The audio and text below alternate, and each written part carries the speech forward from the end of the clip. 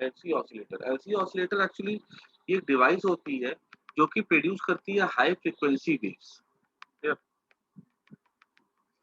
High frequency waves ऐसी waves होती है ना जिसपे जैसे कि मान लो अगर मुझे एक लोकेशन से दूसरे लोकेशन में किसी सिग्नल को भेजना, तो जैसे मैं चिल्ला-चिल्ला के बोलूँगा, थोड़ी ना मेरी आवाज़ तुम्हारे घर तक पहुँच जाएगी।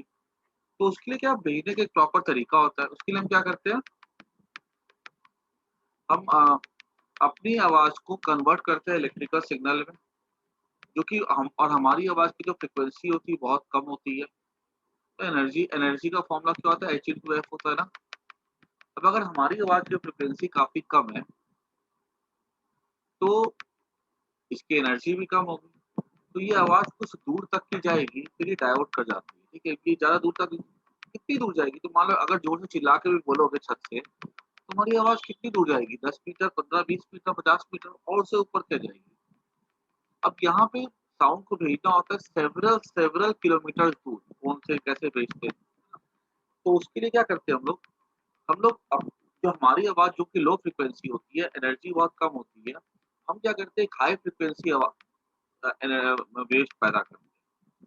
एक ऐसी वेव जिसकी फ्रीक्वेंसी बहुत ज़्यादा हो। ये जो हाई फ्रीक्वेंसी वेव्स होती है इसको हम लोग कहते हैं इसकी जो हाई फ्रीक्वेंसी वेव्स होती है ये वाली, इस वेव्स के ऊपर हम क्या करते हैं अपनी लो फ्रीक्वेंसी वेव्स को लोड कर देते हैं, उसके ऊपर रख देते हैं और लो फ्रीक्वेंसी वेव्स के ऊपर हाई फ्रीक्वेंसी वेव्स के ऊपर लो फ्रीक्वेंसी वेव्स को रख करके हम दूर तक की भेजते हैं। कुछ कहानी ऐसी हो जाती है जैसे कि मान लो अगर तुमको यहाँ से अहमदाबाद जाना है, अब तुम्हारे पास इतनी एनर्जी नहीं है कि तुम दौड़ के अहमदाबाद चले जाओ। तुम क्या करोगे? तुम चढ़ जाओगे कहाँ पे? ट्रेन पे चढ़ जाओगे। अगर ट्रेन पे चढ़ जाओगे, तो वहाँ से क्या होगा तुम जैसे ट्रेन पे चढ़ोगे, तो तुम सूरत से पहुँच जाओगे कहाँ पे? अहमदाबाद, ठीक है? तुम्हें एनर्जी कहाँ से मिलती है? उस ट्रेन से मिलती है जो कि तुमको पहुँचाती है, तुमको तुम्हारे पास भी काइनेटिक एनर्जी आ जाएगी और तुम अहमदाबाद पहुँच जाओगे। अहमदाबाद पहुँच करके वहाँ पे तुम उतर जाओगे और ट्रेन वहीं की वहीं खड़ी रह जाएगी। इन द सेम वे हम क्या करते हैं अपनी लो फ्रीक्वेंसी वॉइस को हम हाई फ्रीक्वेंसी के ऊपर रखते हैं और ये हाई फ्रीक्वेंसी वेव्स होती है स्पेस के थ्रू एयर के थ्रू ट्रैवल करती है और दूसरे फ़ोन तक पहुँचती है। जैसे वहाँ पर पहुँचेगी सिस्टम बना होता है, हाई फ्रीक्वेंसी वेव्स को वहाँ पे सेपरेट कर दिया जाता है, लो फ्रीक्वेंसी वेव्स को वहाँ पे एक्सेप्ट कर लिया जाता है।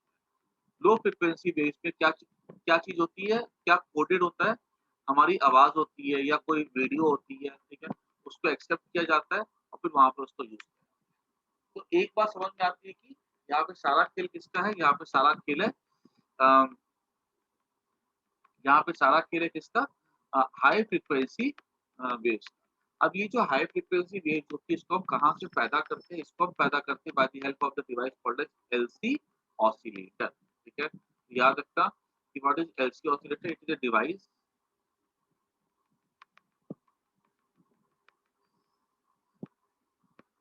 यूज्ड टू प्रोड्यूस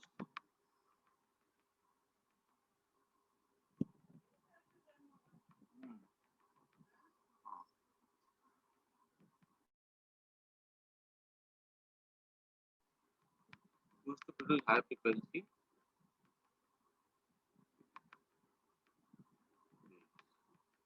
ठीक है?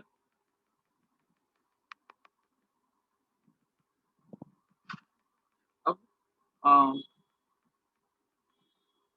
अब इसको हम किस तरह से भेजते ज़रा वो देखो।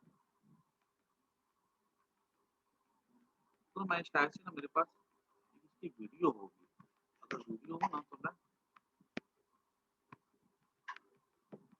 उसको जल्दी से खत्म कर सकता हूँ।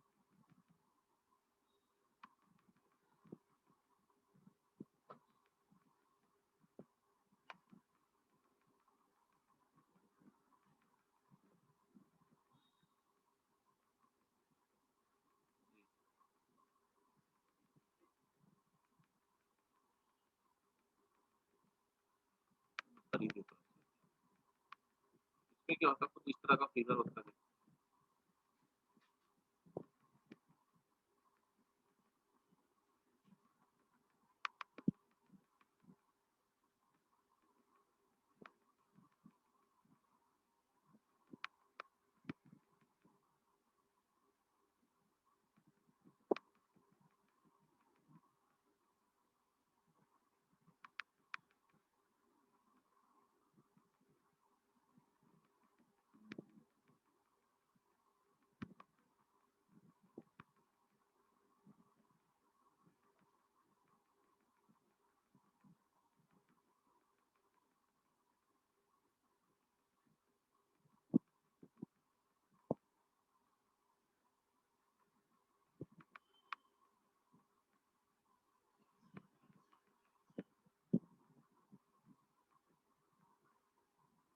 है ना यहाँ पर एलसी ऑसिलेटर जो होता है वो बना होता है किससे? जो जो हाई फ्रिक्वेंसी वेव पैदा करता है वो किससे बनाया जाता है? वो बना होता है इंडक्टर और कैपेसिटर। वो एक्चुअली एलसी सर्किट होता है। मैंने बोला भी तरह कि एलआर, आरसी और एलसीआर। एलसीआर में आ गया था हमारा, एलआर भी आ गया था और आरसी भी आ गया था। लेकिन ये जो एलसी सर्किट होता है ना, ये बिल्कुल अलग पड़ जाता है। ये इसको हम लोग को अलग से स्टडी करना। तो भाई एलसी सर्किट होता है, ये ऐसा है।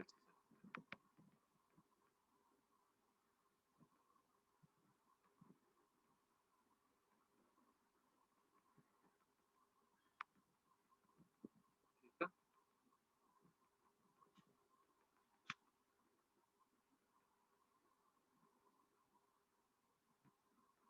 ये एक्चुअली एक ही एलसी सर्किट होता है। मैं इसकी ना 8 डायग्राम बना रहा हूँ ये दिखाने के लिए इस पूरे प्रोसेस में होता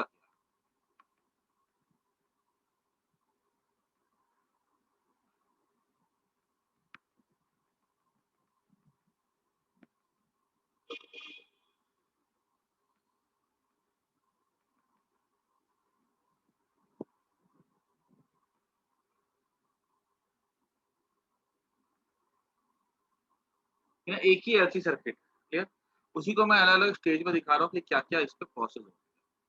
सबसे पहले क्या किया जाता है, कैपेसिटर को फुल्ली चार्ज किया जाता है बैटरी की हेल्प से।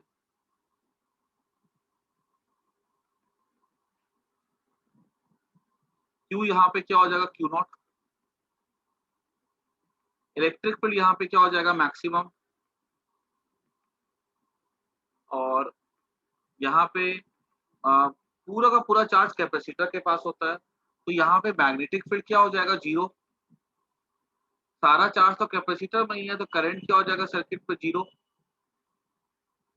मैग्नेटिक एनर्जी क्या हो जाएगी, जीरो।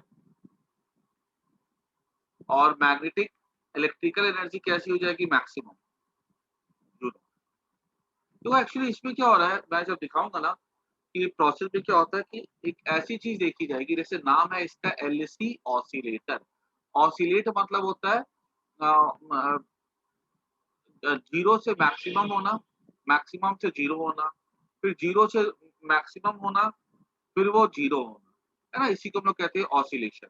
पेंडुलम कैसे ऑसिलेट करता है, मीन से मैक्सिमम पे जाता है, फिर यहाँ पे आता है, फिर यहाँ पे जाता है, फिर यहाँ पे आता है। ऐसे पेंडुलम ऑसिलेट करता है ना।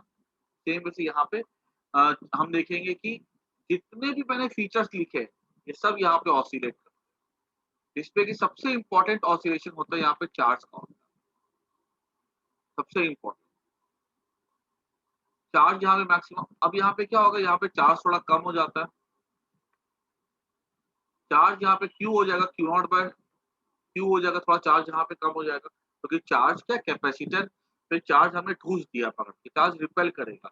रिपेल करेगा, बैटरी इसको सपोर्ट करने वाली नहीं, रिपेल करेगा, बाहर निकलना चालू हो जाएगा। तो चार्ज बाहर निकल करके सर्किट पे ये निकलेगा। और यहाँ पे एक मिनट, यहाँ पे जो चार्ज आएगा ना वो नेगेटिव होगा, एक साइड। यहाँ पे जो चार्ज आएगा वो कैसा आएगा, नेगेटिव होगा।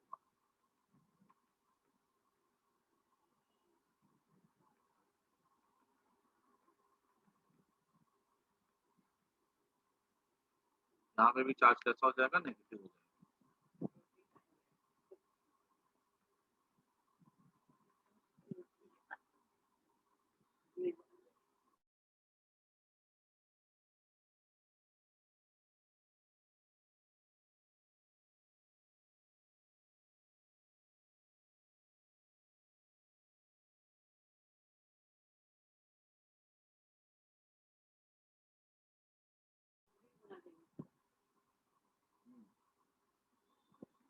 क्यों यहाँ पे हो जाएगा,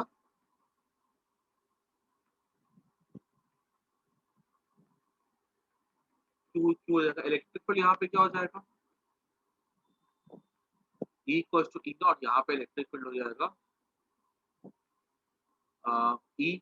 यहाँ पे चार्ज कम हो गया है, तो याद करो इलेक्ट्रिक फील्ड का फॉर्मूला था charge density by epsilon not. अगर चार्ज कम हो जाएगा तो इलेक्ट्रिक फील्ड भी कम हो जाएगा ना। चार्ज कहाँ गया, ये चला गया वायर में, इस इंडक्टर में चला गया। तो यहाँ पे करंट कुछ बनेगा, यस। कुछ करंट हो जाएगा I। मैग्नेटिक फील्ड यहाँ पे क्या हो जाएगा, B हो जाएगा, B, क्योंकि मैग्नेटिक फील्ड जो होता है B नॉट NI होता है ना, तो करंट होगा तो मैग्नेटिक फील्ड भी होगा, मैग्नेटिक फील्ड होगा तो मैग्नेटिक एनर्जी भी होगी।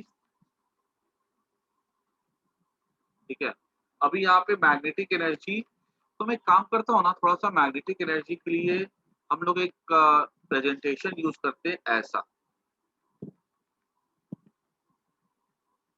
मैग्नेटिक एनर्जी कैसी हो जाएगी, ऐसी हो जाएगी। थोड़ी यहाँ पे होती है, बहुत ज्यादा नहीं होगी, और इलेक्ट्रिकल एनर्जी भी होती है लेकिन बहुत ज्यादा नहीं होगी। ठीक है, ये ऐसा हो गया। चार्ज यहाँ पे क्या होता है, पूरा का पूरा चार्ज सर्किट पे चला जाता है, तो क्यू कितना हो जाएगा, जीरो। इलेक्ट्रिक फील्ड क्या हो जाएगी, जीरो। मैग्नेटिक फील्ड क्या हो जाएगी, मैग्नेटिक फील्ड यहाँ पे हो जाएगी, अब देखो सारा चार्ज चला गया सर्किट पे, मैक्सिमम चार्ज फ्लो कर रहा है सर्किट में, तो करंट सबसे ज्यादा होगी, तो मैग्नेटिक फील्ड भी क्या होगा, सबसे ज्यादा होगा। करंट भी कैसी हो जाएगी, मैक्सिमम हो जाएगी। मैग्नेट, अगर करंट मैक्सिमम है तो मैग्नेटिक फील्ड भी कैसा हो जाएगा। और इलेक्ट्रिक फील्ड कैसी हो जाएगी, यहाँ पे इलेक्ट्रिक पोटेंशियल एनर्जी जीरो हो जाएगी ना, होगी नहीं। ठीक है, यहाँ पे भी यहाँ मैग्नेटिक फील्ड जीरो थी। एक चीज समझ में आ रही है, ध्यान से देखना, मैं समझाना क्या चाह रहा हूँ तुमको, ये जो पूरे प्रोसेस है, देखो चार्ज काफी ज्यादा है, चार्ज कम हुआ, चार्ज जीरो होगा, ऐसे करके चार्ज जो है ना लगातार चेंज करेगा, और चार्ज मैं तुम्हें दिखाऊंगा कि चार्ज अल्टीमेटली लास्ट स्टेप में चार्ज वापस से क्यू नॉट हो जाएगा। जैसे कैसे पेंडुलम होता है, पेंडुलम पहले तो मैक्सिमम हाइट के ऊपर होता है, फिर या ठीक है, या पहले पेंडुलम की वेलोसिटी मैक्सिमम होती है, फिर जीरो हो जाती है। मैक्सिमम वेलोसिटी मान लो 10 है, फिर इसकी वेलोसिटी मान लो हो जाएगी 5 हो जाएगी, फिर जीरो हो जाएगी, फिर जीरो से 5 हो जाएगी, फिर 10 हो जाएगी, फिर 10 से 5 हो जाएगी, फिर स्पीड, फिर जीरो हो जाएगी, डायरेक्शन चेंज हो जाएगा, फिर जीरो से 5 होगा, फिर 10 हो जाएगा। तो पेंडुलम जैसे ऑसिलेट करेगा ना, मैं दिखाऊंगा कि वैसे ये चार्ज भी जो है ना, ये दो प्लेट के बीच में ऑसिलेट करेगा। और जब ऑसिलेट, देखो जो कोर पार्ट है मैं वो समझा रहा हूँ पहले, ठीक है। अगर चार्ज ऑसिलेट करेगा ना दो प्लेट के बीच में, तो ऑसिलेशन जो होता है it is example of accelerated motion. याद करो, जो सिंपल पेंडुलम ऑसिलेट करता था उस पे एक्सेलरेशन होता था, माइनस ओमेगा स्क्वायर एक्स के इक्वल। अगर एक्सेलरेटेड मोशन होता है चार्ज का, तो वो एमिट करता है electromagnetic waves by Maxwell's equation. Chemistry में पढ़ा भी है कि जब बोर्ड ने थ्योरी दी थी तो उस पर आर्ग्यूमेंट था ना कि इलेक्ट्रॉन एक पर्टिकुलर ऑर्बिट पे ही घूम सकता है, दूसरे ऑर्बिट पे नहीं घूम सकता है, क्योंकि वहां पे वो एनर्जी एमिट करता है। याद करो मैक्सवेल्स इक्वेशन के अकॉर्डिंग। यहाँ भी कुछ ऐसी कहानी है, चार्ज ऑसिलेट करेगा और यहाँ पे एनर्जी एमिट करेगा। भाई एटम की बात तो अलग है, पर्टिकुलर ऑर्बिट पे घूमता है तो एनर्जी एमिट नहीं करता है, दूसरे ऑर्बिट पे घूमेगा तो एक्सेलरेशन होगा तो एनर्जी एमिट करता है। ये मैक्सवेल का लॉ ही कहता है कि एक्सेलरेटेड चार्ज एमिट्स एनर्जी। ये पढ़ा है कि नहीं पढ़ा, लॉ बताओ तो मेरे को, मैक्सवेल का लॉ, याद बताओ तो मेरे को, पढ़ा है कि नहीं पढ़ा ये चीज। बाकी सब लोगों ने पढ़ा है ना, खाली रचित ने पढ़ा है। याशिका अभी तुम लोगों ने पढ़ा है, देव जीवांशी, कि अगर चार्ज एक्सेलरेट करता है तो वो एनर्जी एमिट करता है। हाँ सर। क्लियर, ओके, चलो बहुत अच्छा है। ठीक है, अब अगर वो चलो बहुत बढ़िया, अब अगर वो एनर्जी एमिट करता है, तुम लोगों ने अभी नहीं पढ़ा है जीवांशी, हाँ हाँ सर, पढ़ा है। पढ़ा तो बोलो ना, पढ़ा है, हाँ सर पढ़ा है। पक्का पढ़ा है ना, चलो।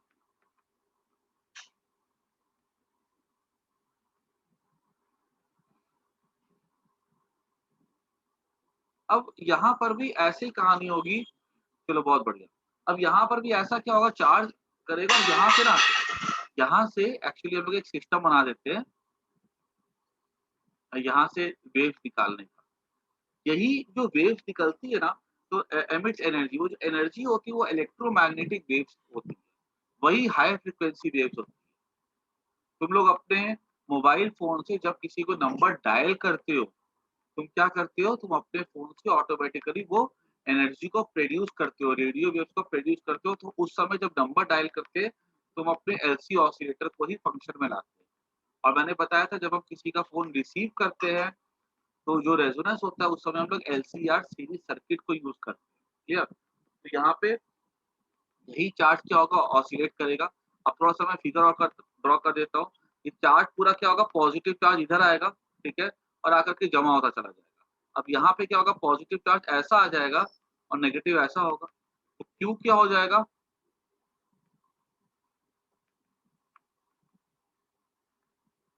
क्यू यहाँ पे क्या हो जाएगा? क्यू, ठीक है? चार्ज पहले क्या होगा? क्यू नॉट, क्यू ज़ीरो फिर क्यू हो जाएगा। इलेक्ट्रिक फील्ड यहाँ पे क्या हो जाएगा? ई, बी क्या हो जाएगा यहाँ पे? उम, बी, आई करंट क्या हो जाएगा यहाँ पे? आई मैग्नेटिक एनर्जी यहाँ पे हो जाएगा एवरेज, और इलेक्ट्रिकल एनर्जी यहाँ पे हो जाएगा एवरेज, क्लियर? और इलेक्ट्रिक फील्ड देखो डायरेक्शन कैसा हो गया इसका? माइनस हो जाएगा, बिकॉज़ देखो आप इधर हो गए ना, और मैग्नेटिक फील्ड का भी डायरेक्शन चेंज हो सकता है। एक्चुअली देखो करंट का इलेक्ट्रिक फील्ड का डायरेक्शन निकालना बड़ा आसान होता है, लेकिन मैग्नेटिक फील्ड का डायरेक्शन निकालने के लिए आपको लेंज लॉ यूज़ करना पड़ता है, तो वो थोड़ा-सा कॉम्प्लेक्स हो जाता है। लेकिन मैं बीच में एक ग्राफ सिखाऊँगा, तो ग्राफ से ना आसानी से हम निकाल सकते हैं कि मैग्नेटिक फील्ड का डायरेक्शन क्या होगा। इसको एक काम करो, फटाफट पहले इतना नोट कर जाओ तो सब कोई नोटबुक में अपने।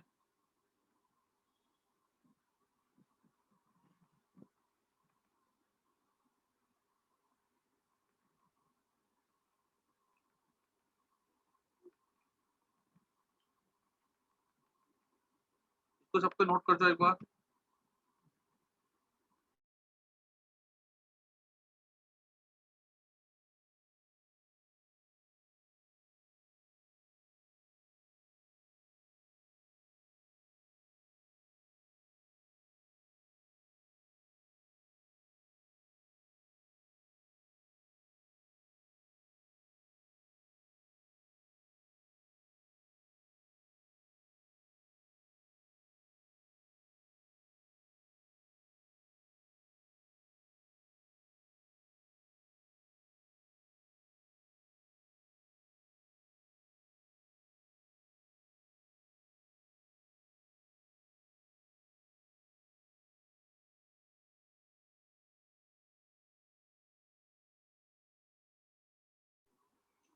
नोट कर जाओ पहले।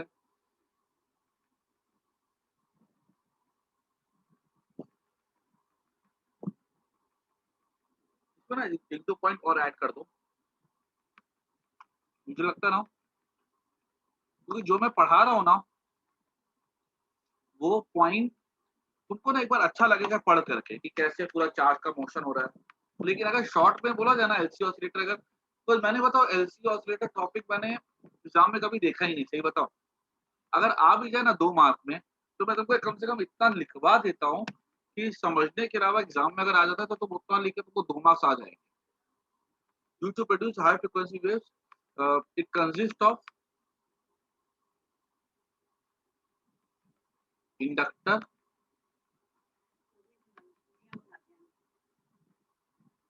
and capacitor. In this charge oscillates between plates of capacitor। ये जो लिख रहा हूँ मैं, ये तुम्हें ना अल्टीमेटली जब मैं पूरा उधर का समझाऊंगा ना, तुमको पूरा समझ में आ जाएगा। Plates of capacitor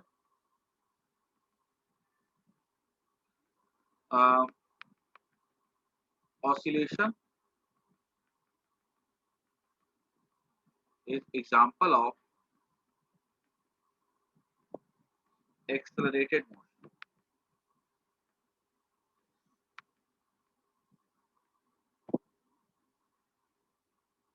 According to Maxwell's equation, Maxwell accelerated charge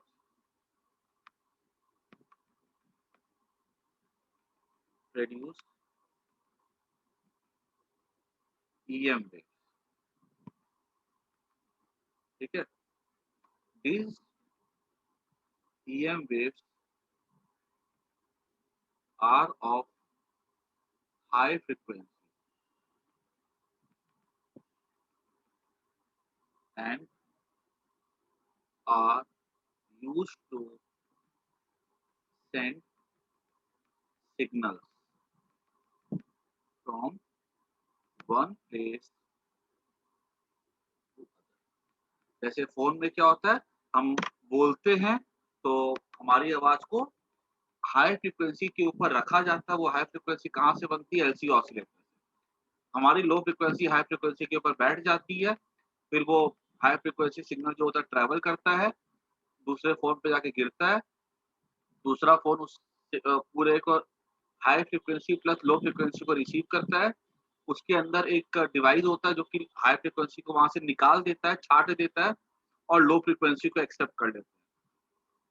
low frequency उस फोन में थोड़ी प्रोसेस होती है और हम उस पर्सन की आवाज को सुन सकते हैं। क्योंकि ये इलेक्ट्रोमैग्नेटिक वेव्स होती है तो इसकी स्पीड तो बहुत ज़्यादा होगी, इसलिए कुछ ज़्यादा समय नहीं लगता है सिग्नल को ट्रैवल करने में। ये पूरा नोट करता हूँ। इनफैक्ट जो बाद में मैं लिखूँगा ना, जो डायग्राम बनाऊँगा, उससे इम्पोर्टेंट ये वाला है।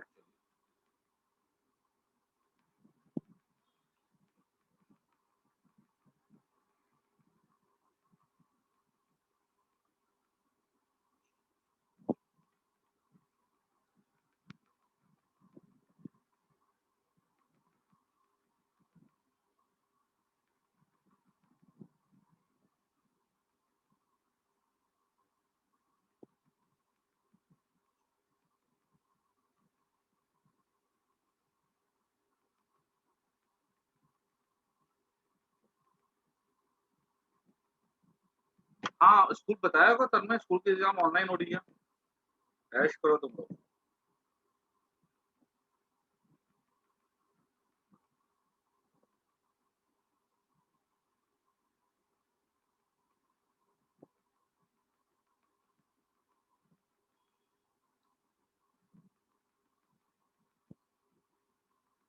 ऐसा।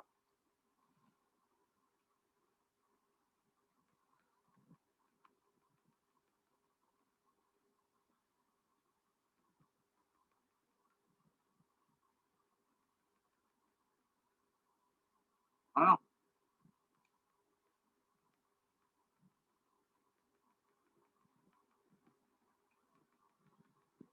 आज रिज़ल्ट आ गया 12th का और 10th का भी रिज़ल्ट आ गया बोर्ड का। आईसीएसई बोर्ड का है। सीबीएसई बोर्ड का भी रिज़ल्ट पेंडिंग है, 10th का और 12th का। आईएससी का आ गया।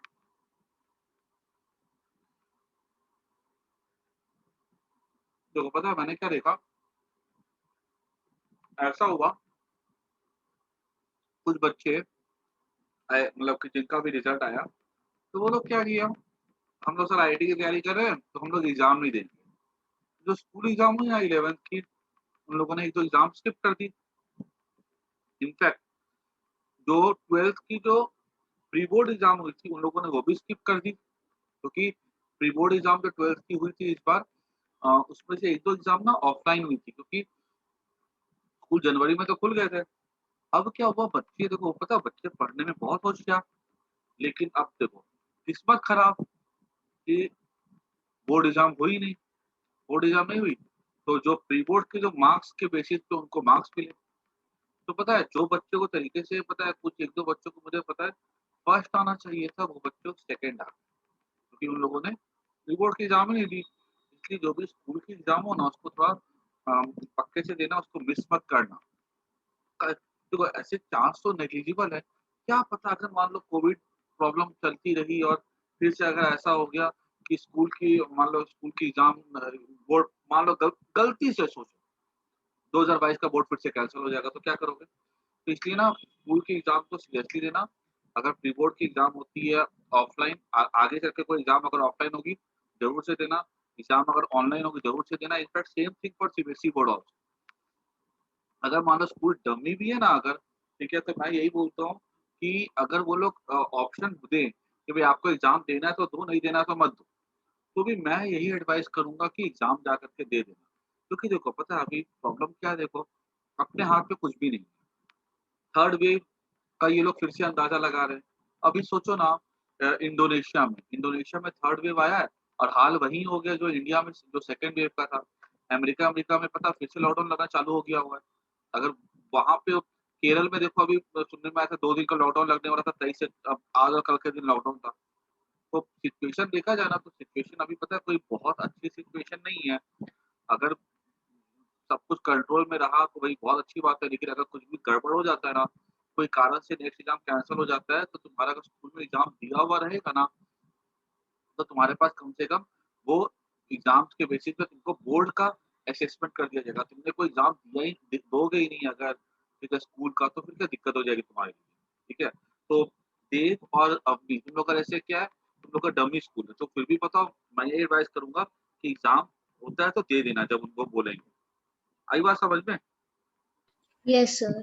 हाँ, हाँ सर। क्योंकि पता है मेरा पटना में मेरा भांजा है, उसका भी डमी स्कूल था। अब लोचा क्या, उसने कोई एग्ज़ाम स्कूल वाले ने बोला कि आप एग्ज़ाम तो ठीक है, नहीं दोगे तो भी ठीक है। चलो वो पता नहीं स्कूल के बहुत गाँव में था, कोई स्कूल एकदम कोने-कचरे में स्कूल था। प्रैक्टिकल तो चलो वो दे दिए जाके दे दिया। अभी टेंशन में है वो, क्योंकि स्कूल में कोई एग्ज़ाम हुई नहीं है थ्योरी की, तो वो मार्क्स कैसे असेस करेंगे? और क्या सीबीएसई बोर्ड वाले क्या होते हैं, जो बदमाश होते हैं। आईएससी वालों में पता है मार्क्स भर-भर के दिया गया है, बोर्ड ने कोई ऑब्जेक्शन नहीं उठाया। ठीक है भई, जो मार्क्स दिया ठीक है। मान लो भर-भर के दिया मतलब ये होता है कि मान लो कोई बच्चा अगर डिज़र्व करता है 60 मार्क्स और उसको अगर स्कूल वालों ने 10th का, 11th का ये सब मार्क्स दे करके उसको 70 बिठा दिया। तो भई चलो ठीक है, सबको तो 90 नहीं दे सकते वो लोग, तो चलो कोई दिक्कत नहीं। सीबीएसई बोर्ड वालों क्या कर रहे हैं, अगर 60 का 70 दे रहे हैं ना, तो वो ऑब्जेक्शन उठा रहे हैं।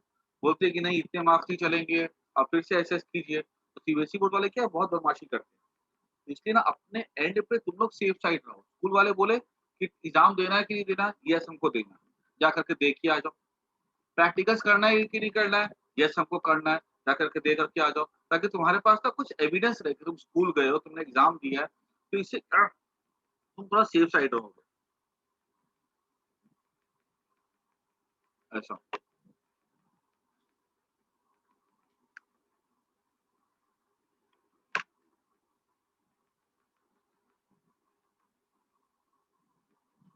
आगे बढ़ते हैं।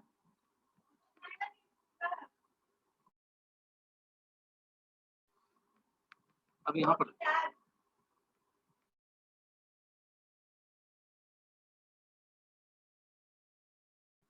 हाँ, अब यहाँ पे क्या Q इक्वल टू Q हो जाएगा। अब यहाँ पे क्या होगा, यहाँ पे चार्ज जमा होके यहाँ पे प्लस Q हो जाएगा। ठीक है, चार्ज यहाँ पे मैक्सिमम हो गया Q equal to Q not.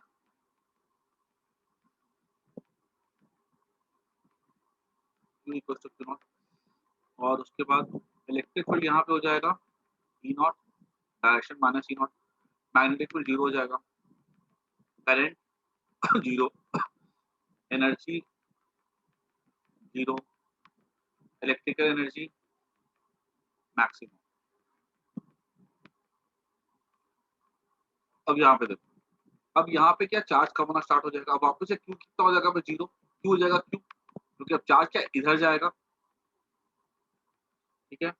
और इलेक्ट्रिक फील्ड क्या हो जाएगा यहाँ पे, सेम वे से ये देख करके इलेक्ट्रिक फील्ड एडजस्ट कर सकते हैं। यहाँ पे चार्ज थोड़ा कम, माइनस ई। मैग्नेटिक फील्ड यहाँ पे हो जाएगा बी।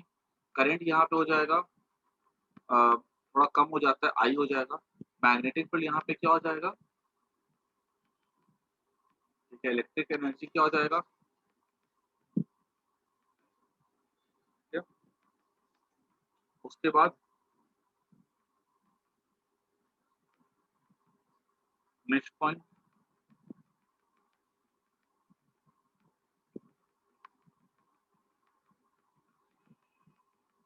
चार्ज यहाँ पे हो जाएगा ये चार्ज पूरा ऐसे गायब ही हो जाएगा, ठीक है। यहाँ पे Q क्या हो जाएगा, 0, क्लियर। फिर यहाँ पे चार्ज अब वो इधर आ जाएगा, ठीक है, तो 0 हो जाएगा। अब यहाँ पे चार्ज स्टार्ट हो जाएगा एक्यूमुलेट करना नेक्स्ट स्टेप में। Q क्या हो जाएगा यहाँ पे, Q0, और यहाँ पे in the same way electric field यहाँ पे क्या हो जाएगा, 0, मैग्नेटिक फील्ड यहाँ पे क्या हो जाएगा, मैक्सिमम, करंट यहाँ पे क्या हो जाएगा, मैक्सिमम, मैग्नेटिक एनर्जी क्या हो जाएगा यहाँ पे, मैक्सिमम, इलेक्ट्रिकल एनर्जी क्या हो जाएगा। अब यहाँ पे इलेक्ट्रिक फील्ड यहाँ पे क्या हो जाएगा, यहाँ पे देखा जाए तो इलेक्ट्रिक फील्ड हो जाएगा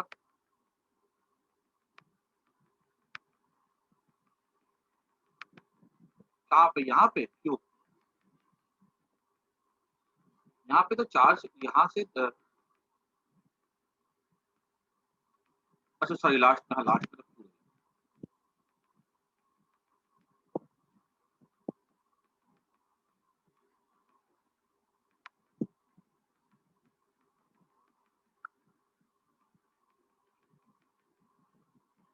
इलेक्ट्रिक फील्ड हो जाएगा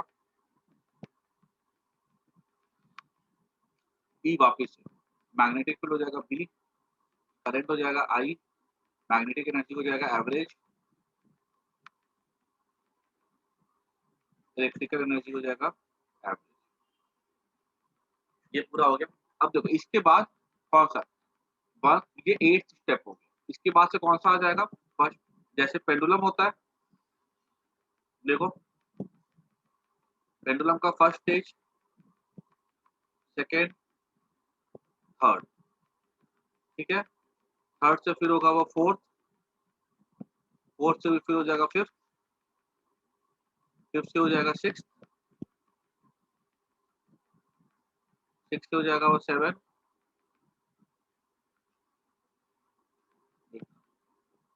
ऐसे था। हाँ, पेंडुलम को अगर मैं दिखाऊँ ना स्टेजेस, तो ठीक यहाँ पे बिल्कुल वैसे ही उसकी जैसे यहाँ पर होगा। जैसे अगर मान लो पेंडुलम होता है तो कैसे होता है, मीन से होता है, यहाँ पे इसका वन स्टेज होता है 2, एक्सट्रीम पे जाता है 3, फिर ये क्या होता है, यहाँ पे आ जाता है 4, फिर यहाँ पे आ जाता है 5, फिर ये यहाँ पे जाता है 6, ठीक है, फिर ये एक्सट्रीम पे आता है 7, ठीक है, फिर ये आता है 8 पे आ जाता है यहाँ पे, ठीक है, फिर 7 से ये 8 पे यहाँ पे आ जाएगा, फिर ये क्या होगा, वापस से 9th स्टेज में यहाँ पे आ जाएगा ना। इन द सेम वे देखो ये 9th स्टेज में ये 8th स्टेज हो गया, 1 2 3 4 5 6 7 8, ठीक है, और यहाँ से क्या होगा, ये वापस से अपने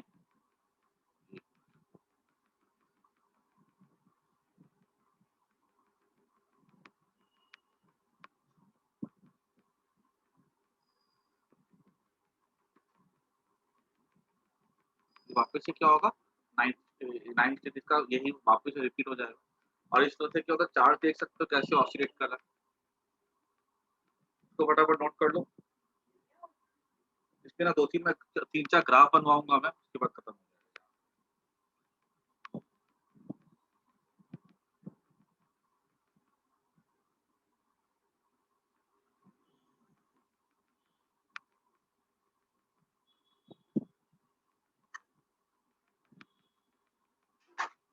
मैं ये टॉपिक ना ऑसिलेटर एंट्रेंस क्लास में भी पढ़ाऊंगा, तो वहाँ पे थोड़ा सा हम लोग को फॉर्मूला यूज कर, फॉर्मूला का डेरिवेशन है, वो ना बोर्ड वाले बच्चे भी एक बार कर लेंगे, काम आता है।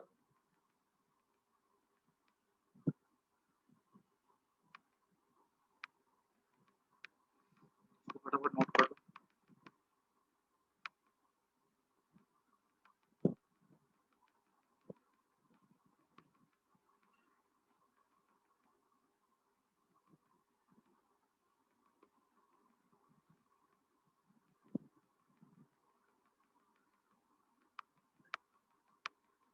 बनने नहीं है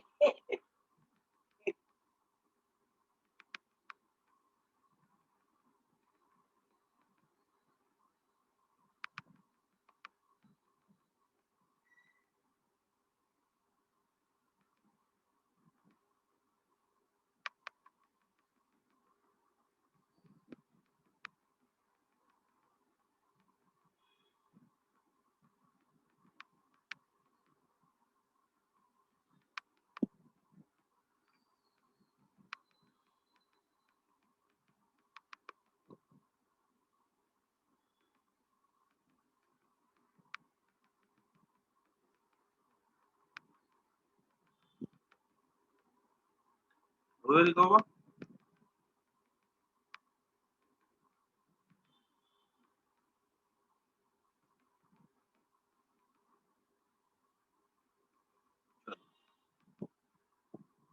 इसमें ना तो ग्राफ देखो बच्चों,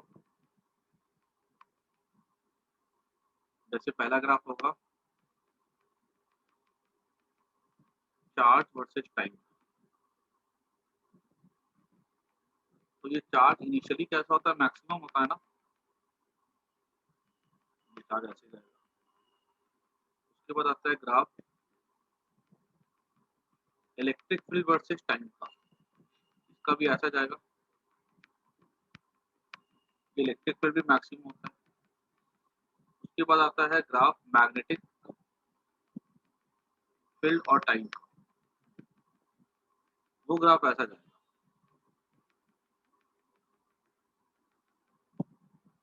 ठीक है, अभी देखो अगर तुम्हें ग्राफ से अगर मैग्नेटिक फील्ड लेना, जीरो होगा, पॉजिटिव होगा, पॉजिटिव होगा, पॉजिटिव होगा, जीरो। मतलब पहले सारे स्टेप के लिए तुम देख सकते हो ध्यान से कि magnetic field zero plus plus plus, कितने स्टेज तक की है, 1 2 3 4।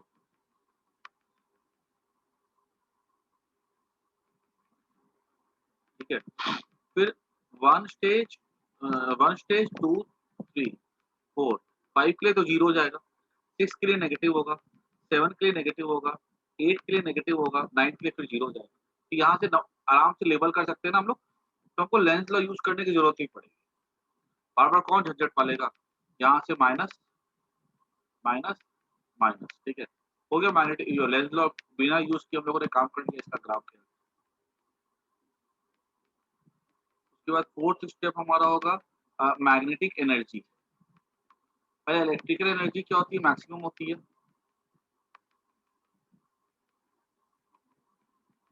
यू नॉट, और लास्ट में हो जाता है मैग्नेटिक एनर्जी।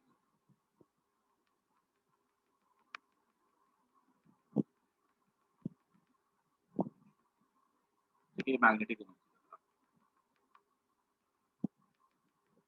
एनर्जी कभी भी नेगेटिव नहीं हो सकती। पांचों ग्राफ होंगे।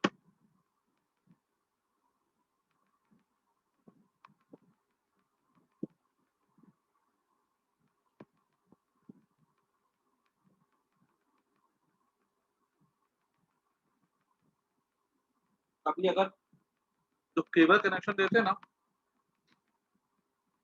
उनके ऑफिस जाओगे ना, तो देखना वहां पे वो लोग ना बल्ब जला के रखते हैं, मतलब अलग अलग चैनल के लिए अलग अलग बल्ब जले होते हैं।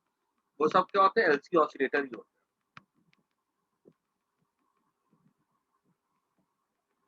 अलग अलग कनेक्शन के लिए अलग अलग फ्रिक्वेंसी होते हैं।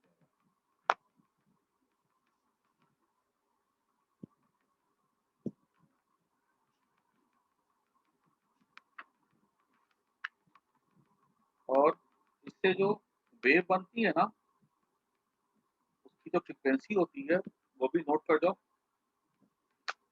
जो वेव इसमें से निकलती है, frequency of emitted wave equals to रहता है 1/2 पाई।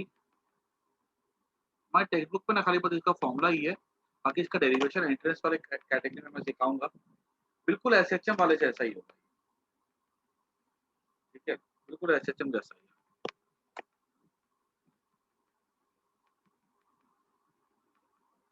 ये हमारा हो जाएगा मैग्नेटिक एनर्जी, ये हमारा हो जाएगा इलेक्ट्रिकल एनर्जी, हमारा मैग्नेटिक एनर्जी टाइम के साथ। और एक चीज याद रखना कि मैग्नेटिक एनर्जी और इलेक्ट्रिकल एनर्जी, इन दोनों का वैल्यू चेंज होगा टाइम टू टाइम, लेकिन इनका सम कैसा रहता है, हमेशा कांस्टेंट रहता है। कैसे बॉल को ऊपर फेंकते हैं तो पोटेंशियल प्लस काइनेटिक कांस्टेंट रहती है, वैसे magnetic energy plus electrical energy constant रहती है। अगर एनर्जी थोड़ी कैपेसिटर में है तो थोड़ी इंडक्टर में होगी, थोड़ी इलेक्ट्रिकल एनर्जी के फॉर्म में होगी तो थोड़ी मैग्नेटिक एनर्जी के फॉर्म में होगी, लेकिन उनका सम जो होता है टाइम के साथ वो हमेशा कांस्टेंट रहता है। इतना नोट कर दो, आज के लिए काफी है।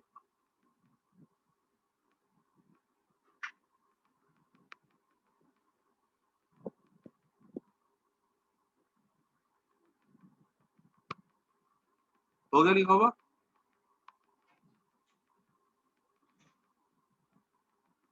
तो हमारे एसी चैप्टर में खाली बचा हुआ है ट्रांसफर पर। आधे घंटे का टॉपिक है, उसके बाद एसी चैप्टर। सर इसके बाद कौन सा चैप्टर करवाओगे? इलेक्ट्रोमैग्नेटिक वेव, वो छोटा सा चैप्टर है, 1-1.5 घंटे का काम है। उसके बाद रायन के बच्चों का मैं टेस्ट ले लूंगा, लेकिन जो दूसरे बच्चे ना उनका भी ऐसा कुछ स्कूल में तो एग्जाम में आ नहीं रहा है, तो मैं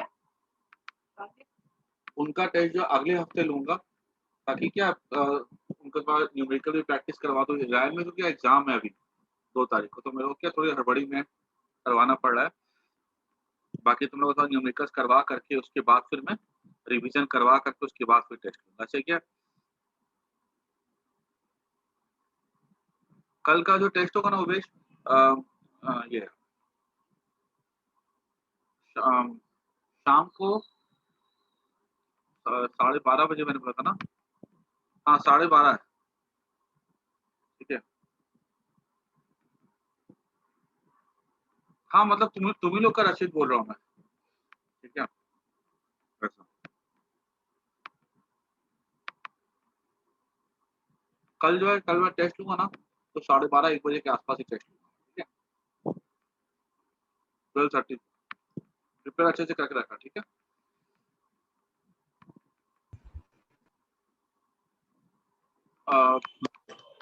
चैप्टर 4 और चैप्टर 5 ये दोनों अच्छे से कर देना। ये इलेक्ट्रोमैग्नेटिक इंडक्शन और इसकी, ये सबकी टेस्ट नहीं होगी अपनी,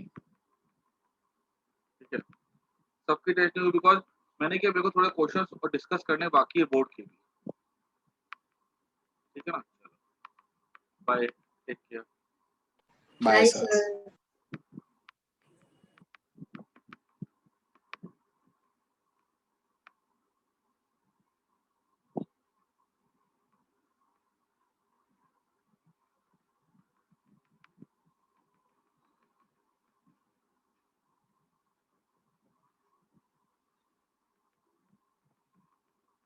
कल बोला 12:30 बजे ऑनलाइन टेस्ट होगी।